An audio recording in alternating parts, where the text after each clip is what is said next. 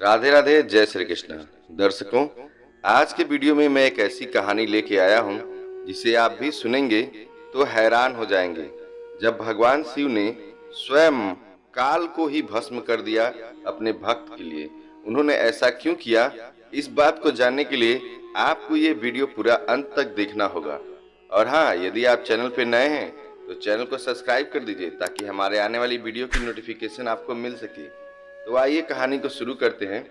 भक्त के प्रति महाकाल की अगाध आस्था की जिस कहानी का मैं जिक्र करने जा रहा हूँ, वह कहानी स्वयं भगवान कार्तिकेय ने संतों को सुनाई थी।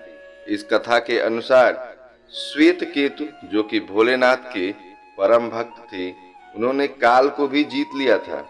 राजा श्वेत केतु सदाचारी, सत्यवादी, धर्म के मार्ग पर चलने वाले और सूरवीर और एक प्रजापालक राजा थे।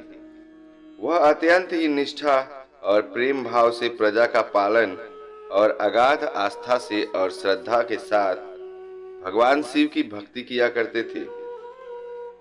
भगवान शिव की कृपा से श्वेत केतु के राज्य के लोग दुख, दरिद्रता, अकाल मृत्यु और महामारी से अछूते थे, अर्थात ये सारी समस्याएं उन्हें नहीं सताती थी।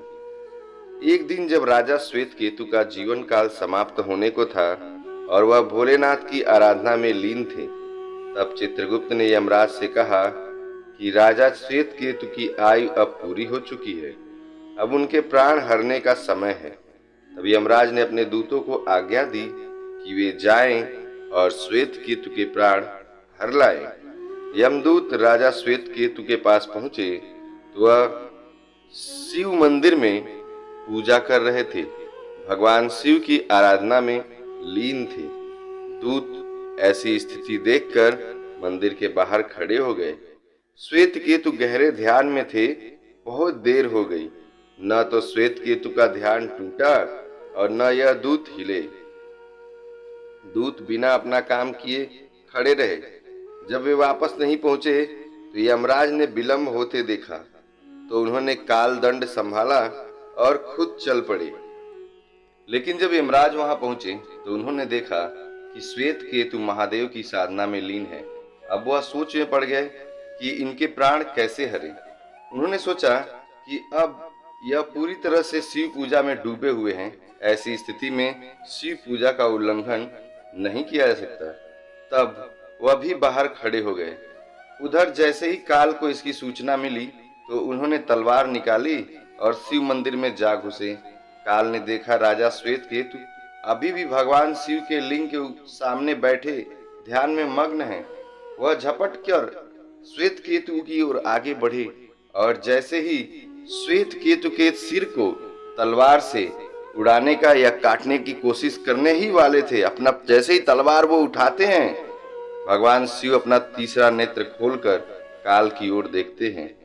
भोलेनाथ का तीसरा नेत्र खुलते ही काल वहीं जलकर भस्म हो गए और श्वेत केतु के सामने जलकर भस्म हो गए। श्वेत केतु को पता भी नहीं चला। थोड़ी देर बाद जब श्वेत केतु का ध्यान टूटा तो उन्होंने अपनी आंखें खोली तो उन्होंने राख में बदल चुके काल को देखा। उन्हें चिंता हुई कि यह कौन है और क्या है। श्वेत केतु ने भगवान शिव से पूछा, हे भोलेनाथ, यह किसकी राख है? इसे किसने और क्यों जलाया? तब भोलेनाथ ने बताया कि यह काल था जो तुम्हारे प्राण हरने आया था। राजा श्वेत केतु ने महाकाल से कहा, हे महाकाल, ये तो तीनों लोक में आपकी ही आज्ञा से विचरता है, तीनों लोकों को नियंत्रण में रखता है। इसी के भय से तो लोग पुण्य कार्य करते हैं। आप इन्हें अति शीघ्र जीवन दान दे दें। शिव जी की कृपा से काल जी उठा और उसने उठते ही श्वेत केतु को अपने गले से लगाकर बोला, राजा, तुम जैसे तो तीनों लोकों में कोई नहीं है। तुम धन्य हो हे राजा, तुम तो अजेय काल को भी जीत लिए। ऐसा सुनकर के श्वेत केतु ने कहा, ये तो सब महादेव की कृपा है।